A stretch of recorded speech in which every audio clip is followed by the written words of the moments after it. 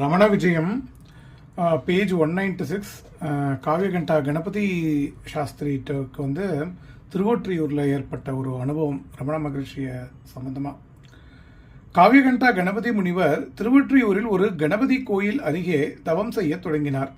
அப்போதுதான் முனிவர் சேர்ந்தார் போல 18 நாட்கள் மௌனம் வகித்தார். 18வது நாள் முனிவர் கண்விழித்துக் கொண்டே படுத்திருக்கையில் ஒரு அதிசயத்தை கண்டார். மகரிஷிகளின் உருவம் பக்கத்தில் வந்து நின்றது. முனிவர் வியப்படைந்து எழுந்து வணங்க போனார். ஆனால் மகரிஷிகள் தமது திருக்கரத்தால் அவருடைய தலையை பிடித்து அழுத்தினார். முனிவர் தம்முள் ஒரு சக்தி புகுவதை நன்கு உணர்ந்தார். இது ஹஸ்த தீட்சை என்று எண்ணினார். குருவின் அருள் கிடைத்ததென மகிழ்ந்தார்.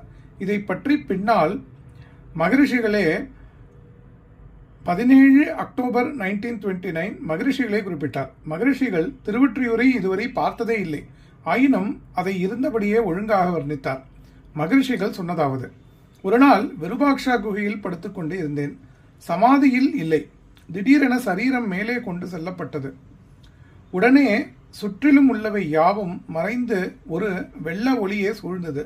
பிறகு சரீரம் ஒரு இடத்தில் இறங்கியதும் யாவும் புலப்பட்டன. திருவொற்றியூரில் இருப்பதாக எண்ணம் உதித்தது.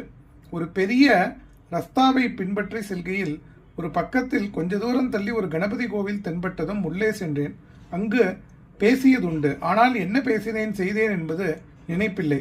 திடீரென்று விழித்த பொழுதோ விருபாக்ஷா குகையில் தான் இருந்தேன்.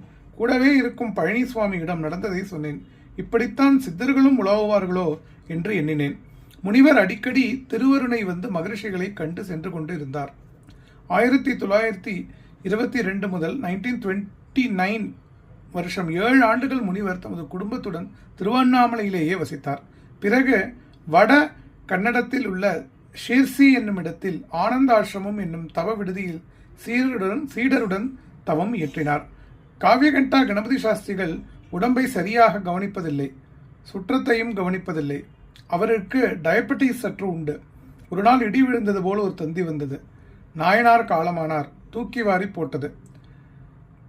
25/7/1936 கரக்பூருக்கு அருகேயுள்ள நிம்புரா ஆசிரமத்தில் மகரிஷிகளின் விவேகானந்தராக விளங்கிய வரகவி உடலை உதறினார்.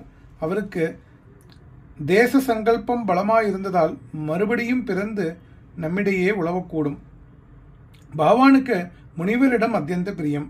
முனிவரின் ஆரிய புலமை மகரிஷிகளுக்கு துளிர்க்க தொடங்கியது. சீடர் புடைசூழ வரும்போதெல்லாம் ரமண மகரிஷிகளிடம் அரிய கேள்விகள் கேட்டு பெரிய விஷயங்களை கிரகித்து கவியாக கொடுத்து உலகிற்கு இருந்தார்.